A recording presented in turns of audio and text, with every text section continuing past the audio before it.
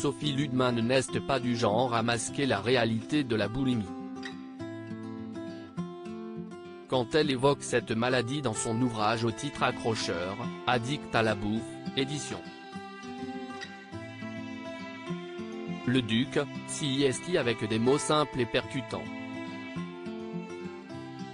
La boulimie est une addiction comme une autre. Quand on a une crise et qu'on mange, CIST comme si on se faisait un shoot, explique la jeune femme de 40 ans. Ce rapport compliqué avec la nourriture commence dès l'enfance.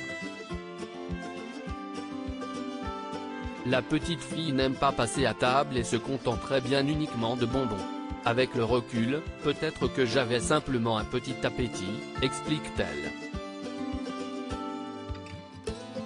En grandissant, elle est facilement angoissée et développe une forme d'hypocondrie. Lorsqu'elle quitte la maison pour faire ses études, elle s'alimente de façon anarchique. Je me suis retrouvée seule dans un appartement loin de ma famille. J'ai commencé à manger n'importe comment.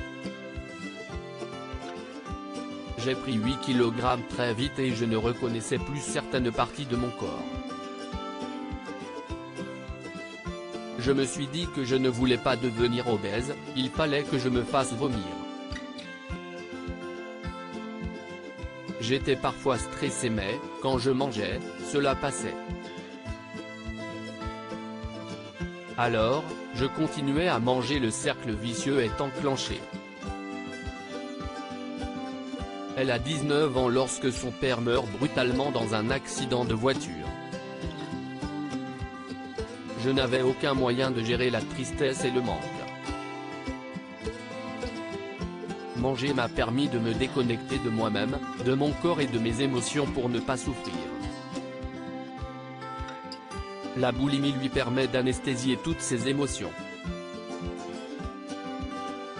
Elle vide ses placards, ne compte plus les tartines au beurre et autres aliments engloutis puis, une fois rassasiée, se fait vomir. C'était ma survie.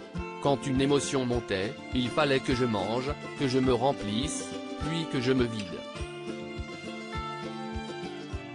Sophie commence pourtant un métier passionnant. Vers 24 ans, je suis entré dans une grande entreprise liée au sport. La boulimie était devenue une béquille.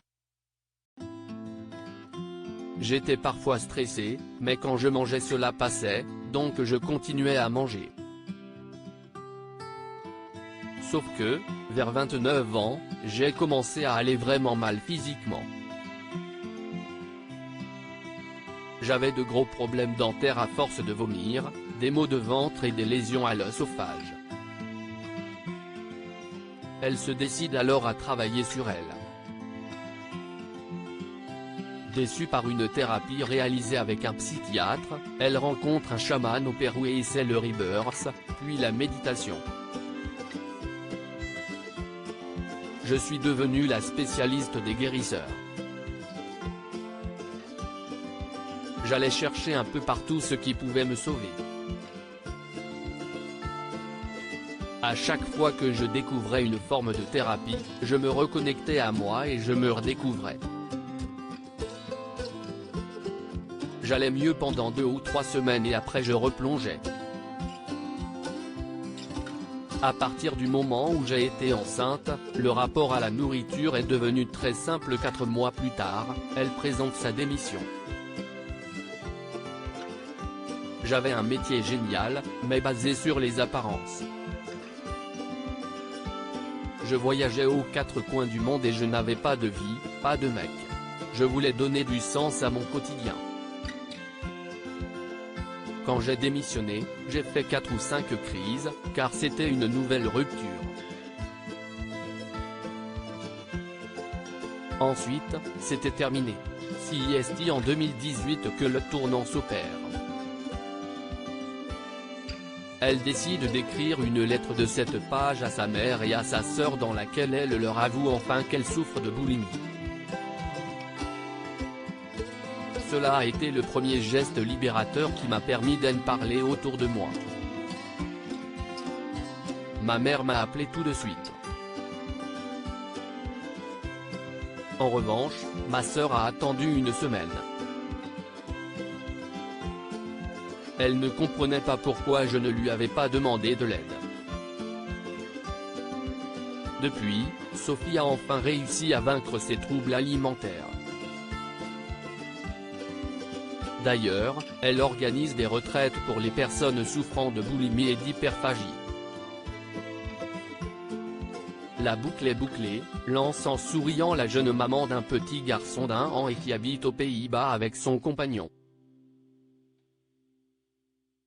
La naissance de son enfant l'a beaucoup apaisée. À partir du moment où j'ai été enceinte, le rapport à la nourriture est devenu très simple. Une force plus grande que moi m'appelait au bien-être. L'amour pour un enfant est un sentiment incroyable. Désormais, je sais gérer les émotions sans les manger, conclut-elle.